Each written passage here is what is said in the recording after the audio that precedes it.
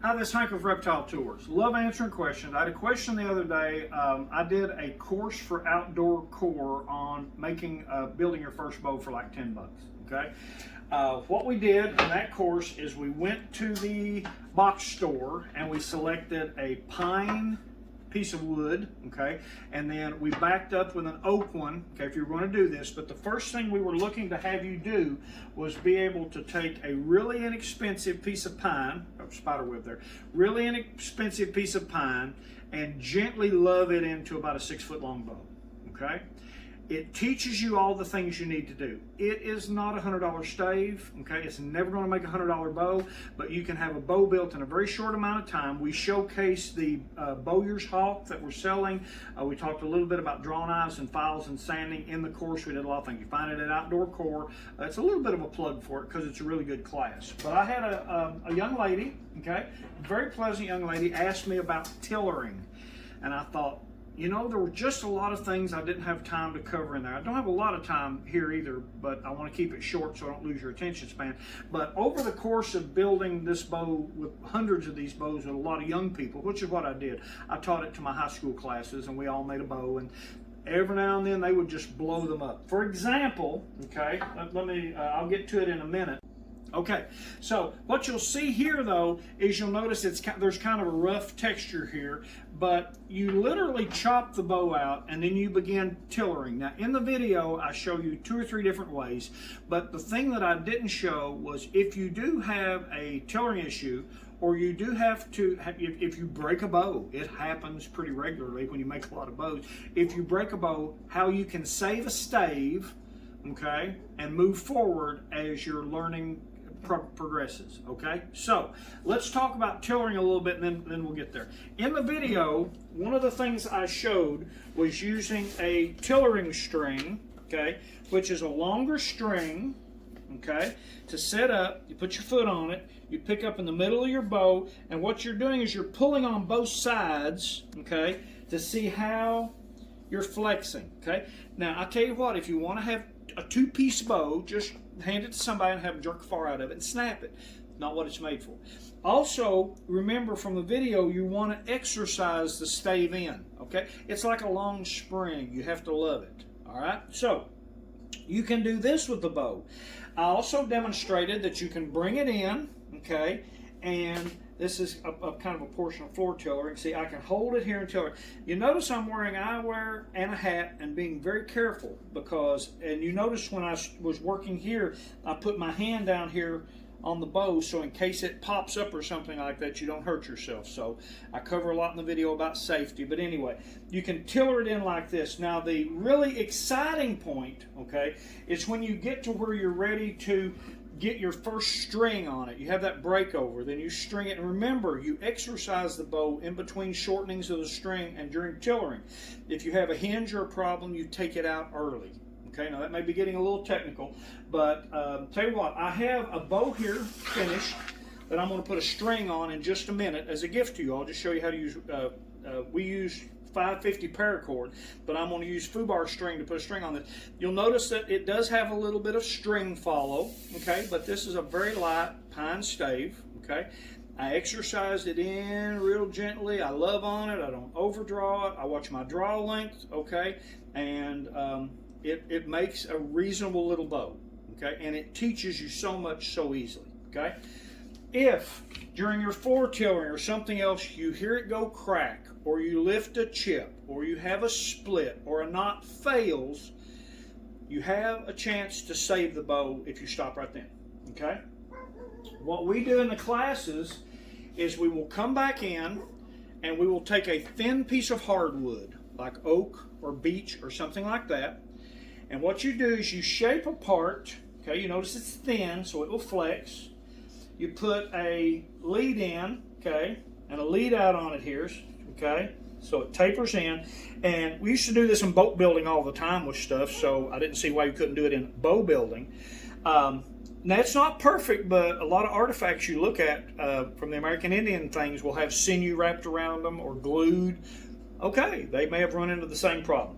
What you do is you glue, okay, these 2 pieces on, and what you can see we do here is we'll just take a piece of string and wrap it around the bow, tightening it up the same way they make a bamboo fly rod. Okay, you glue these two on.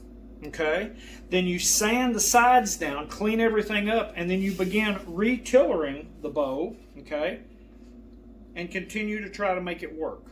All right. When the glue is dried, okay, you can come back in, strip it off, sand the edges, okay, and begin working it down.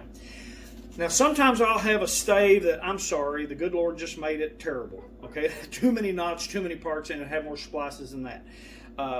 You've learned a lesson, move on. Most of the oak staves that I have done from a box store have functioned better. Now, just to show you, okay, here's one that I shot for a long time with a very simple pair of splices in it. Okay, the student hollered at me and he said, "Am I supposed to bend it this?" Crack, crack, and it actually broke into 3 pieces.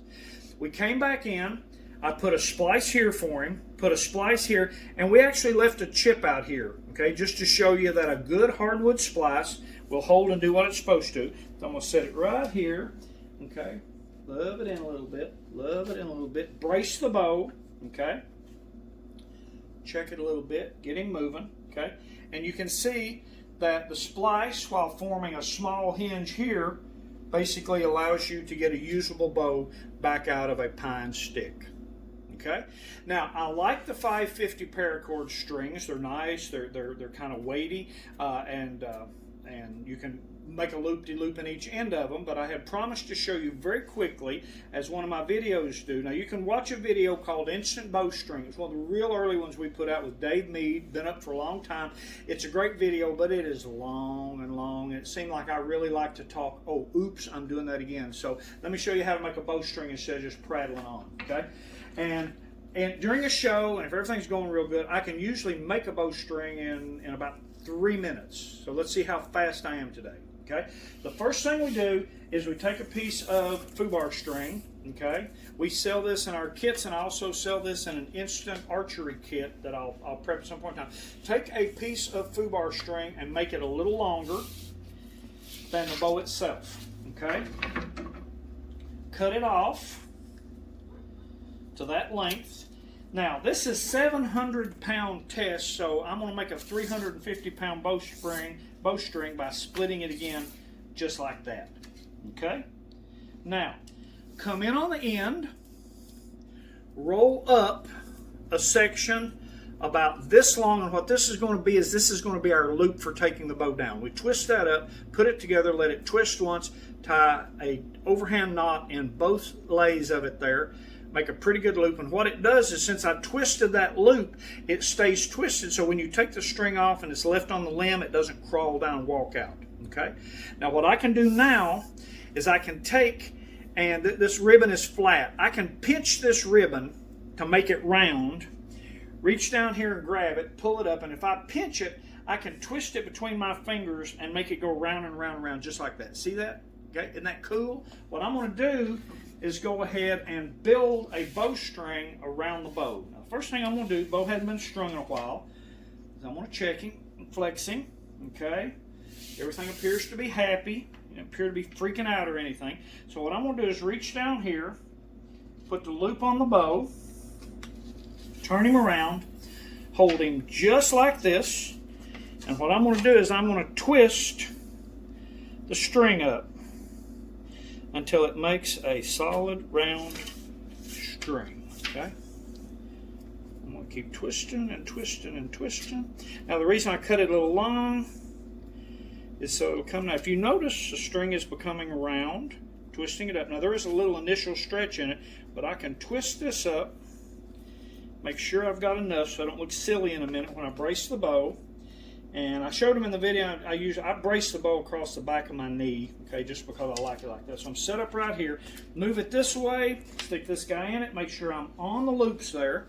And what I can do is reach forward, loop this guy up, start him, and I'm going to lock him once right here, just like that, and I'm going to check my brace. Now my brace is a little high, not bad.